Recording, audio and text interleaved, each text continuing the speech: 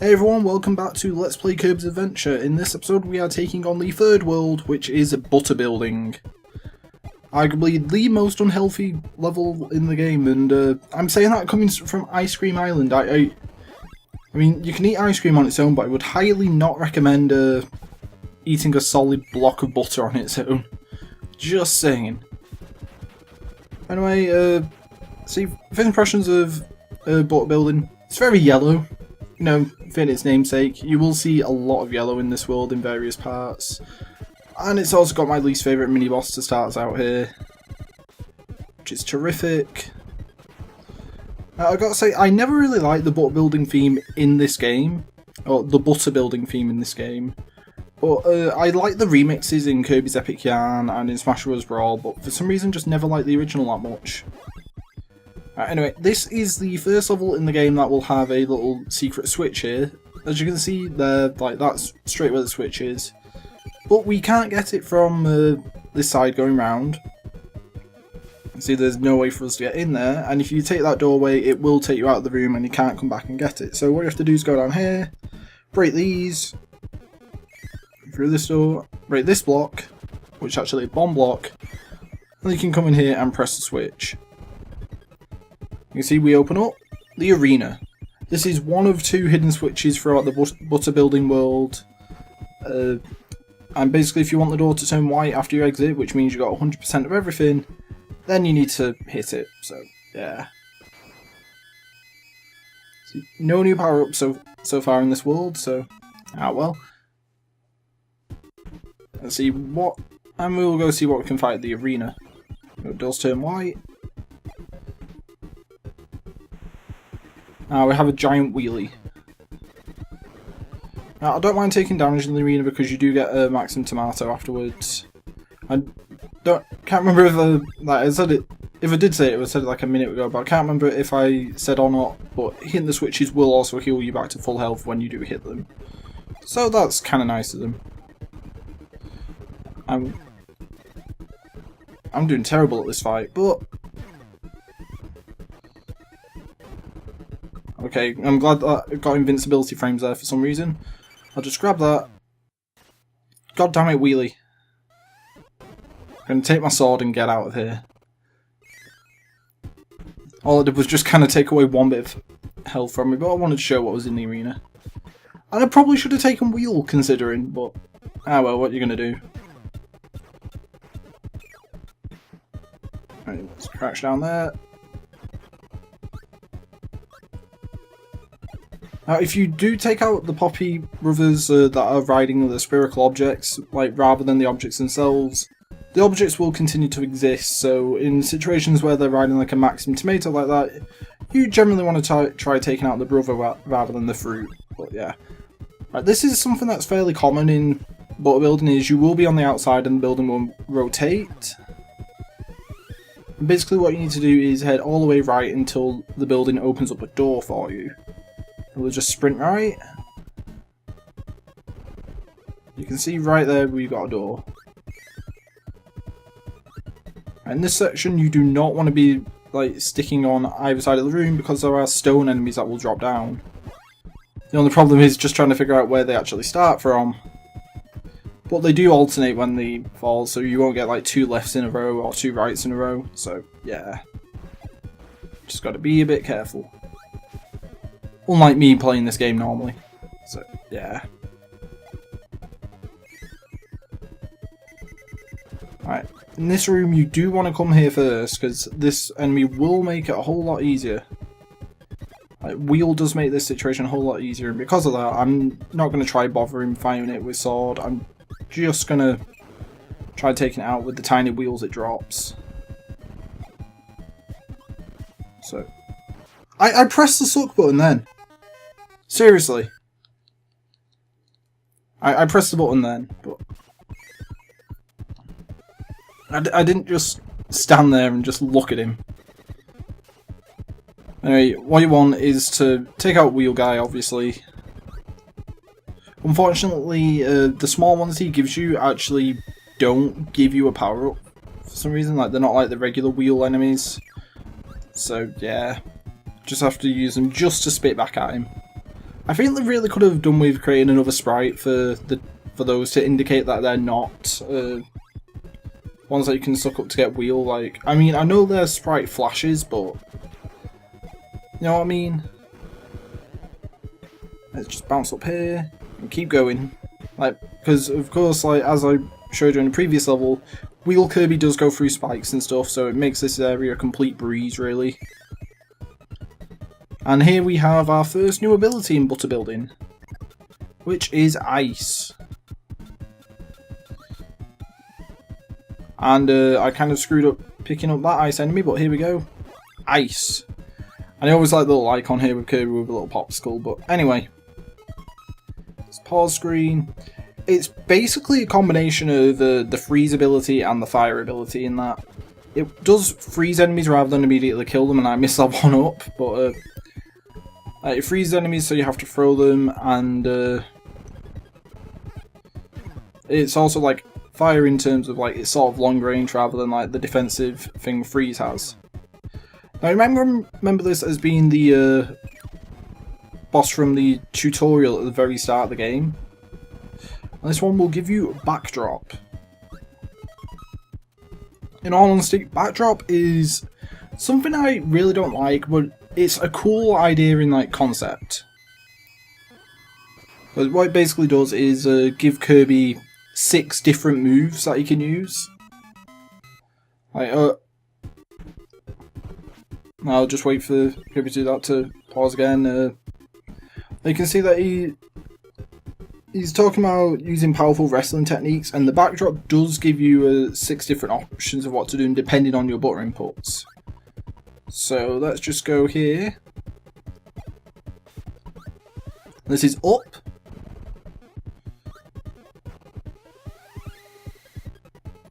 So I'm going to go down here and use that Waddle Dee there as this high jumper. This is down. I just use one of these enemies to, you know, sort of demo everything. This is forwards. Over here, like respawn.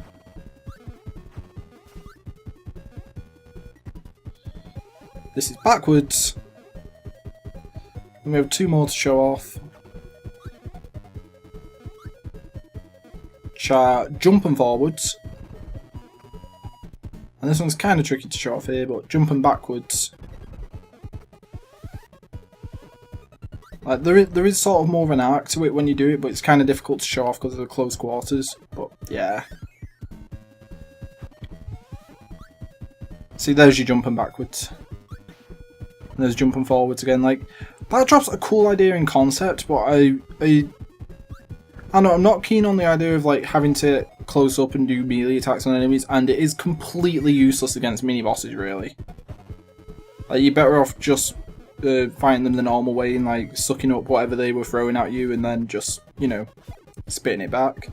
But anyway, I kind of like this concept. Like, there's the room we're in now is like a blue room, obviously, but if we go through this door, we end up in a reflection of it in a red room. And there's sort of a cool puzzle here in that if you want to reach certain areas, you have to go on like the opposite side in the other room. It's like, if we want that Maximum Tomato over there, we'll go in here, which is a little secret room for an extra life that I forgot. But when we come out the other side, we've got this. So what we've got to do is go up here, break the bomb block,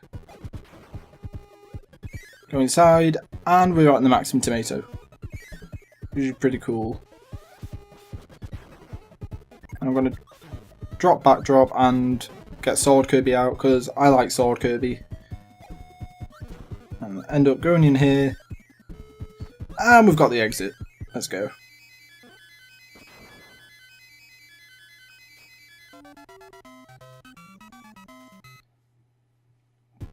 So 3 stages down already in the Butter Building.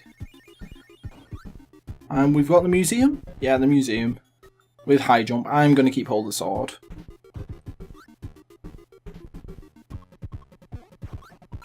And here we go, Warp Star immediately, which I think is kind of pointless. Like, why didn't you just, you know, start us in the actual level you want us to go to, rather than start us immediately, make us grab a Warp Star, and then, you know.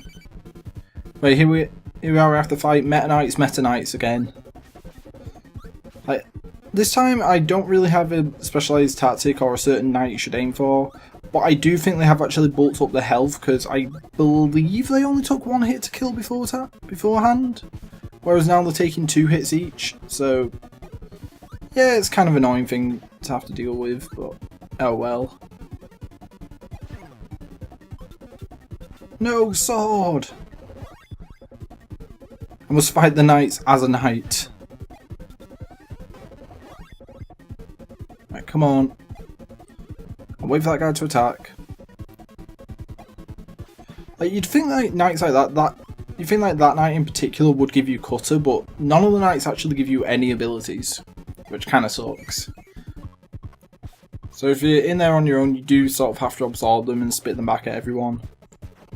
So yeah. Anyway, in this room, if you're holding up, you'll travel up faster because of the wind currents, and if you're like holding down, you will descend like slower than you normally would. But yeah, it's kind of a fun thing. Like, they don't bring it in too much, but it's there, so yeah. I'm glad to see that we're sort of recovering on the lives front. Like, you might notice that my lives keep resetting to 4 at the start of every episode, and that's because I'm actually turning off my console between episodes, and every time you do so, the game does reset your life counter, as well as taking away any power that you might have at that point. Anyway, here we have this minigame Quick-Draw. Game says fire on screen, and you got to press the button like as quick as you can. I was trying to anticipate the fire thing then, so yeah, you can foul twice before the game will knock you out, and that took forever that time. Like, that was incredibly slow reaction time. Okay. And that was a bit better, a bit faster. You do have to defeat at least 4 enemies to get an extra life out of this, otherwise you do only get points though. So, something you're gonna want to get quick at. Like, preemptive drawing, or what you might think is preemptive drawing, is pretty useful. So if you think the game's about to switch, you can time it right. And I thought I got 2 fouls before being knocked out, but eh. Ah well. So that's Quick Draw. I mean, right here we've got Hyper Candy right next to 2 other enemies. I think it's kind of hidden there, like they're trying to hide it there, but it's still kind of obvious, you know? Also, a weird little quirk about Hyper Candy is if you pass through a doorway with it, you actually get like a usage counter above your life meter down there, because I didn't have that in the other room when I actually grabbed the Hyper Candy, but when I move from room to room with it, you do end up getting it, so yeah, it's kind of an odd little quirk of the game, but doesn't do any harm. Give me back my sword. Now, you might have seen like the little snowman enemy that I defeated here, and that is the other main way of getting the freeze ability, because I know before we've only seen it coming from mini bosses and stuff, so yeah, if you want freeze normally, that's how you have to get it. But right now we have another mini boss, and I actually really like this mini boss just because I think he's actually pretty well designed as boss encounters go in this game. So what you'll do is charge at you with your hammer, and then you'll swing it and actually jump if you fire immediately back at him like that. So he also tosses coconuts that you can use to spit back at him. And occasionally he will also do a high jump attack that will leave a star on the ground, like, once he's finished that. So, hold on. I was going to see if I can get him to his high jump, but anyway, now we are going to have his hammer, which is our next new ability here. See, I kind of like hammer. It's like a pretty solid sword thing. Like, I don't think it's got the same amount of range as sword, but there are certain situations like this one where you do need hammer, or in fact stone can do the job as well to punch down these pillars here. It's like you need hammer to whack them down, or you can land on them with stone, and that will also do the trick. But there's a couple of situations where you need it over the sword, so you know, hammer is generally a good choice of weapon, and because it's a physical item, you can use it underwater like a sword as well. Alright, here we have level 6, which is our last proper level in water building, and also the second level to have a secret switch hidden in it. Alright, you want to take out these crash bombs before they hit the ground. And remember kids, the best way to defuse a bomb is to take a giant hammer to it. Look, right there, even on the backswing of the hammer, I still managed to take it out. See, they've got a little maximum tomato here if you need it, but we're actually good for once. So let's just go through here. I'm sure there's an enemy here that just despawned, but oh well. I mean, we want to go running around the building again, same usual trick. For some reason the left pillar on this building's a bit wider than the right one, I'm not entirely sure why, but oh well. Alright, this is the area where the little secret switch will appear. What you want to do is break these blocks here. Hello penguin in the clouds. And you have to break the bomb block and go to the right while sticking to the ceiling, because if you drop down and start running to the right, you will get trapped in that little area there. So yeah. And you're going to go through here, hit the switch. You can see we've got another one of those egg catching games out there. So gonna have a try at that after this game. Well, after this stage. Come on, hammer. The hammer is mightier than the sword. Oh, and in this area we get used to you get to use the second most useless ability in the game. Like, after the sleep. Here we go, light Kirby. Basically, Kirby has been taught how to use HM05 Flash. If you press it, and it is a one use only thing, like Crash. The area is now light. Congratulations.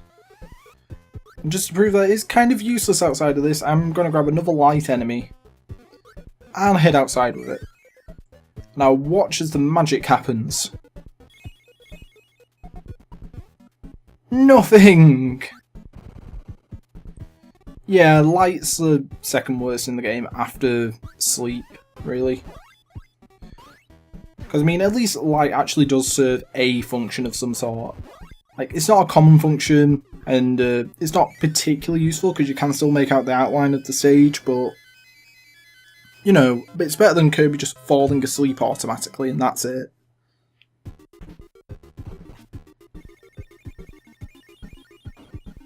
Anyway, we've got the egg game to play here first, egg catcher. So let's see if we can do better this time. Come on.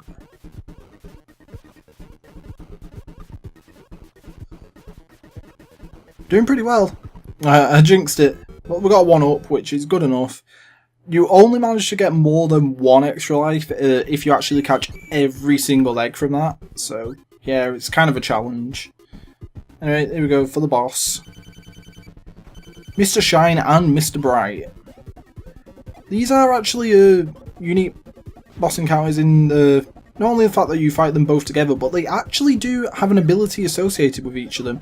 If you absorb the stars that the moon shoots down to assist it, you will gain Cutter as an ability. And like, if I manage to use Cutter here to take out his friend in this cycle, I can show you his friend's ability. And there we go, we defeated the sun. And then at one point the sun will get really bright like that and start shooting down, absorb its stars and you get fire. So rather than just having a projectiles you can shoot, these guys actually do give you an ability to fight them with. Which is rather unique in the game, as well as, like I said, you are fighting them as a pair rather than, you know, a single boss encounter. So it's pretty cool. And I'm just waiting for more stars.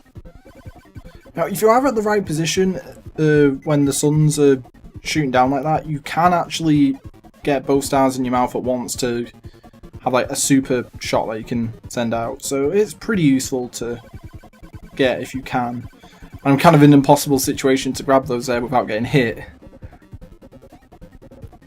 And the sun was just rising up to try and hit me a bit more then. Let's see, get moving. There we go. Well, that's both of them down. I want to say thank you for watching the part 3 of Let's Play Kirby's Adventure. Join me next time when we'll be taking on the Grape Garden.